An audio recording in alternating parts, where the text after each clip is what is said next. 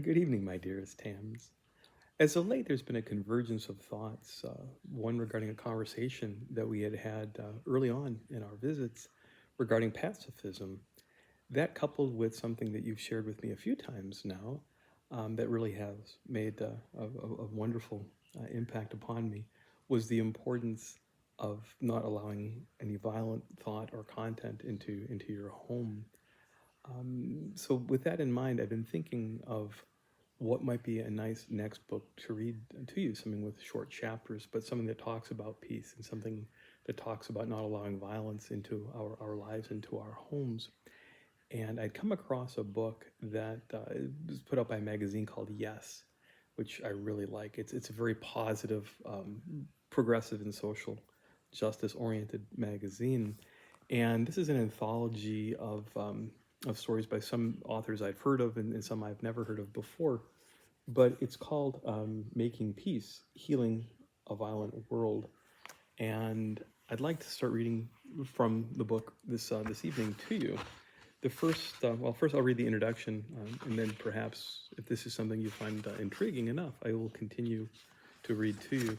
Now, the introduction by Sarah Ruth Van Gelder goes like this. Making peace so often in so many ways, we barely notice it. Rarely do you find it on television or in the newspaper. It happens when a mother tucks her child into bed for the night, when a teacher helps young people to put their emotions into words, or a neighbor seeks out a neighbor to talk through a disagreement. Making peace is so common that it's nearly invisible.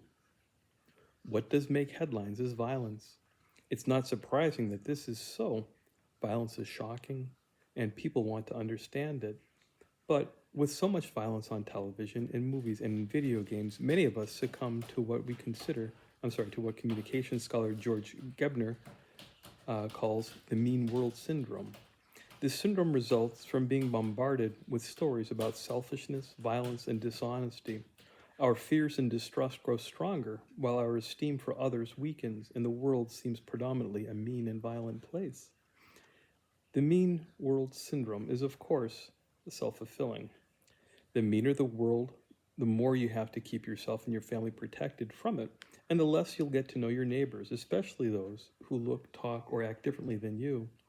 The more you fear violence, the more attention you focus on defending yourself or even taking preemptive action. This mean world syndrome extends to our perception of places like the Middle East. We learn much about war hardened fighters, but little of ordinary people and their hopes and dreams. We hear of terrorists living in caves, but not the Afghan citizens hurt or killed in the war. When we discuss the bombing of Iraq, we picture the face of Saddam Hussein, not the children who lack the means to get out of harm's way. The attack of September 11 strengthened the mean world syndrome. It makes our massive expenditures on weaponry and standing armed forces seem necessary. Risking nuclear war, doing whatever it takes to subdue evil nations or mean people, appears rational when we are overwhelmed with fear. A massive space based weapon system seems like a good idea in such an angry world. And we even stand silently by as we lose the crown jewel of our democracy, our civil liberties, so the government can seek out the enemies among us.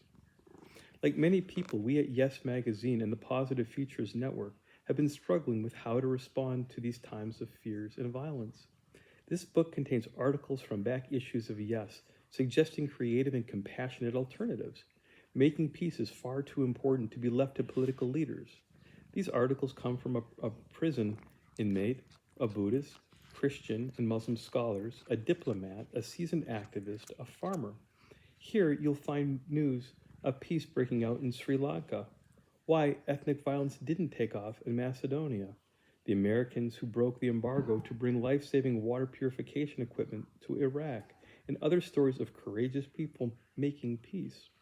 It's also a collection of visionary ideas about the nature of this moment and the evolution of human society, ways the United States can move beyond acting as the world's empire, ways to express our longings for peace and make those longings into practical realities.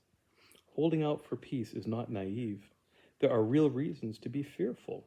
The stories in this volume show, however, that the arts and sciences of peacemaking already exist and are available to be used and developed. They have the audacity to suggest that not only can we make the world a bit less mean, we can actually create a world that looks to peacemaking, not violence, as the way of the future. I am excited about what this book holds. I'm excited about reading the future chapters to you and learning as I'm reading myself. Anyway, I love you, Tams, and I miss you. And all of us here are looking forward to seeing all of you as soon as it is realistically possible. Until then, though, sleep well, wake well, feel well, continue doing well and doing good, as you certainly do. I love you, Tams Nicholson.